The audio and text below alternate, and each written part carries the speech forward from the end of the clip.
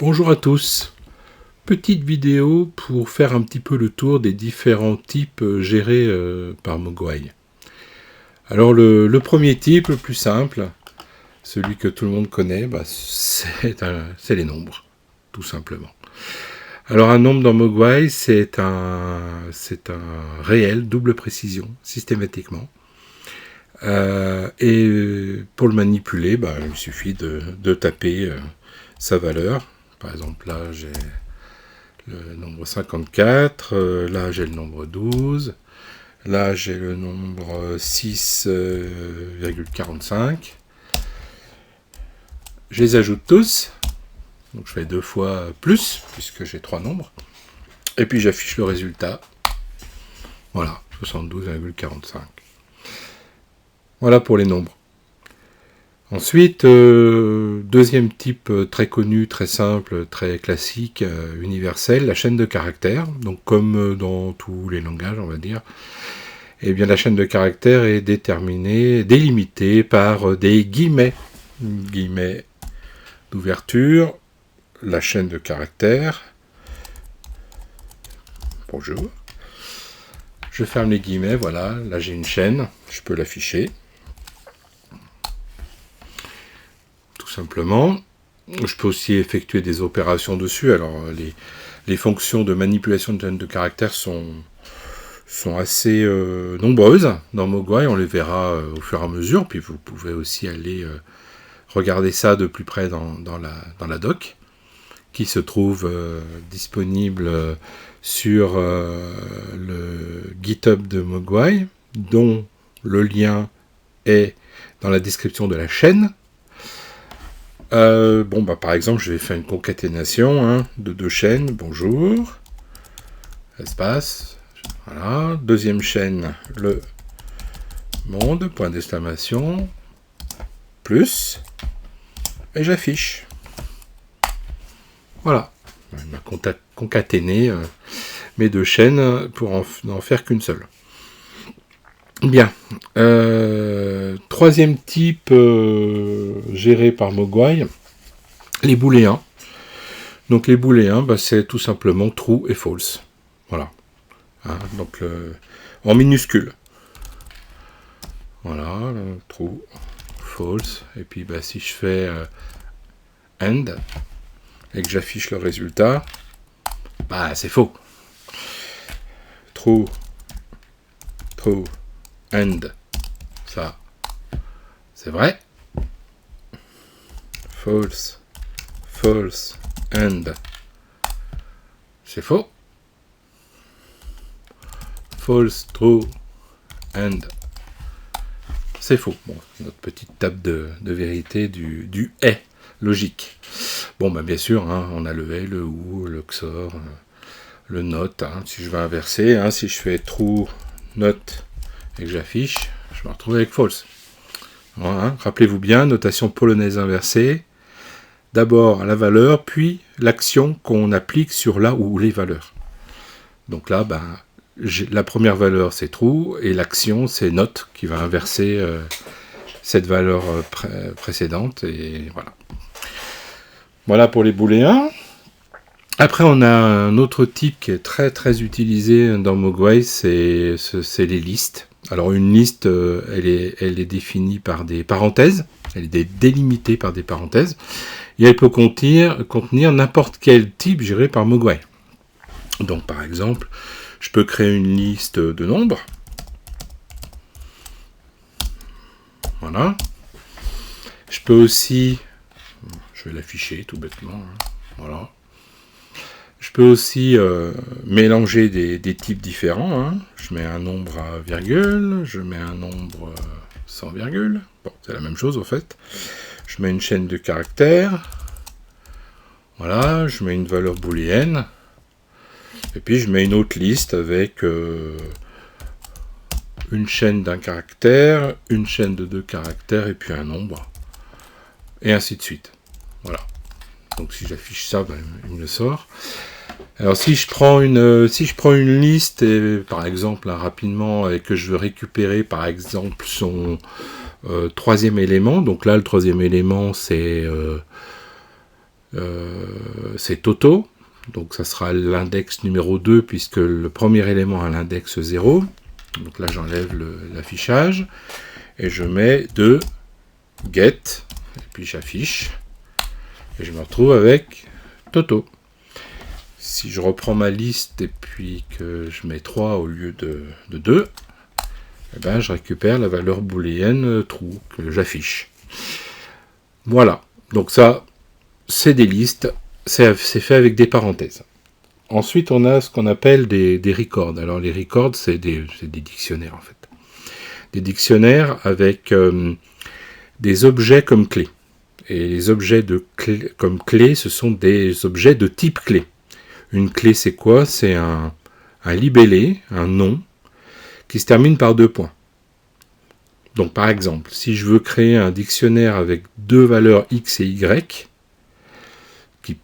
x et y portant des nombres, et ben je vais écrire donc crochet, parce que les records sont délimités par des crochets. Donc crochet ouvrant, je mets ma première clé, x de points, un espace, la valeur pour x, par exemple 4, un espace, donc vous voyez l'espace c'est le séparateur de tout en fait hein, dans Mogwai, x 4, y 6, je ferme, et là je me retrouve, donc moi je vais l'afficher, je me retrouve avec un record composé de 2 clés x et y. À partir de là, eh bien on peut récupérer la valeur de y. Voilà, je donne en paramètre la clé y et je fais un get dessus, et je récupère la valeur de la clé. Je peux bien sûr récupérer x. Voilà. Je peux demander combien il y a de clés dans, enfin la taille en fait de mon dictionnaire, avec la fonction size, il me dit 2. Et puis je peux récupérer la liste des clés qui composent mon record. Par exemple, je fais keys, j'affiche, et je me retrouve avec une liste composée de 2 clés x et y. Après je peux itérer dessus, je peux faire ce que je veux. Voilà pour les records. Les records sont énormément utilisés dans Mogwai parce qu'ils sont aussi utilisés pour passer des paramètres plus évolués, des paramètres nommés. Donc c'est une syntaxe qu'on retrouve assez souvent. Voilà. Ensuite, on a ce qu'on appelle dans Mogwai les data. Alors les data, c'est tout simplement des tableaux de bytes. Donc un data, donc on nomme comme ça, data en majuscule, 2 points. Ben, c'est une suite de bytes écrits en hexadécimal. Donc par exemple FF 45 23 EA 12 DC. Voilà, bon, maintenant je vais l'afficher.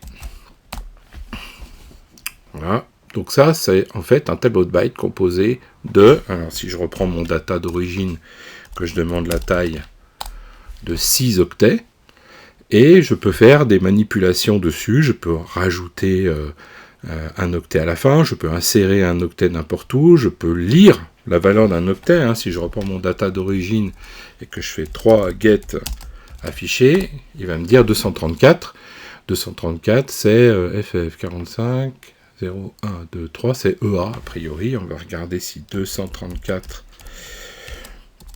c'est bien EA, oui c'est ça. Vous voyez, j'ai appliqué la fonction VEREXA sur le nombre 234 et ça m'a sorti la chaîne de caractères EA qui est la représentation hexadécimale du nombre 234. Petite parenthèse au passage. Voilà, donc les datas sont beaucoup utilisées parce que, eh ben, écoutez, quand on lit des fichiers, ça nous remonte des datas. Quand on fait un post HTTP, le body du post, ben, en fait, c'est un data. On peut ensuite convertir une chaîne de caractères en data UTF-8 et inversement, ou ASCII, enfin bon, voilà. On peut manipuler des tableaux de bytes un peu dans tous les sens. Il faut savoir qu'historiquement, Mogwai a été très utilisé pour la mise au point d'applications communiquant en BLE, et donc il y a une grande partie de la communication BLE qui est la manipulation de tableaux de bytes avec des manipulations d'octets un peu dans tous les sens. Donc Mogwai est assez fourni pour ça, il est assez bien armé pour justement manipuler des trames de data d'une manière assez simple et puissante et rapide. Voilà pour les data. On a aussi le binary, donc en fait un objet de type binaire qui est la représentation binaire d'un nombre. Donc c'est bin 2 points, puis là je peux taper une représentation binaire quelconque, et derrière la convertir en nombre, mais je peux aussi demander si le bit 3 est levé, s'il est baissé, je peux faire des décalages de bits, voilà, des choses comme ça. Donc pareil, c'est un peu dans le même esprit que data, c'est de la manipulation de données au niveau binaire, très utilisé dans l'industrie et dans la communication, par exemple BLE, ou série, les en série. Je ne vais pas m'étendre plus sur je vais l'afficher, voilà. Je ne vais pas m'étendre plus sur le binary, je vais simplement vous parler des blocs de code. En fait, le code Mogwai peut être regroupé dans des blocs. Alors par exemple en C, C++, C#, on ouvre une accolade, on fait une série d'instructions, on ferme l'accolade, voilà, c'est pareil. Un bloc de code, ça commence par une accolade. Dedans, on met des instructions. Par exemple, là, bêtement, je vais faire une addition de 2 plus... Je vais faire 2 plus 2, je ferme mon accolade, je valide, il se passe rien de spécial. Par contre, si je l'évalue et que je l'affiche, je me retrouve avec le résultat. Parce qu'un bloc de code n'est pas évalué automatiquement quand il est posé sur la pile, il est manipulable, on peut l'emporter où on veut, on peut le mettre dans un record, on peut le mettre dans une liste, ça permet de faire très facilement des lambdas ou des choses comme ça. Et ensuite, alors, le bloc de code, lui, il utilise les variables locales de la fonction dans laquelle il est. C'est-à-dire que si vous créez une variable locale dans le bloc de code, elle sera visible partout dans la fonction, et nettoyée automatiquement à la sortie de la fonction. Par contre, une fonction, elle, ne voit pas les variables locales de son appelant. C'est la grande différence. Et une fonction, elle commence systématiquement par des guillemets de ce style-là. Alors je ne sais pas comment s'appellent ces guillemets, j'ai entendu un jour guillemets français, mais je suis vraiment pas sûr que ce soit ça. Donc c'est exactement comme un bloc de code, sauf qu'il commence par ces guillemets et termine par ces guillemets-là particuliers. Et lui, c'est la même chose. Si je le pose sur la pile, il est posé, il n'est pas évalué. Il faut l'évaluer pour qu'il soit exécuté avec les règles propres aux fonctions. Bon, là, je l'ai affiché, j'ai affiché le corps, tout simplement. Donc, vous voyez, la fonction point d'interrogation qui s'appelle println, en gros, elle prend un élément sur la pile et elle se débrouille pour l'afficher. Donc, si c'est un nombre, elle affiche un nombre. Si c'est une chaîne, c'est une chaîne. Si c'est un record, elle va l'afficher tel qu'il est, dans sa représentation complète. Une liste, c'est la même chose, et ainsi de suite. Donc, c'est une fonction très pratique pour jouer avec Mogwai. Voilà, on a fait en gros le tour de tous les types que Mogwai sait manipuler, et à partir de ça, on peut écrire des programmes et des applications. Voilà, merci de m'avoir écouté, de m'avoir suivi sur cette vidéo, et puis je vous dis à très bientôt pour la suite. Portez-vous bien.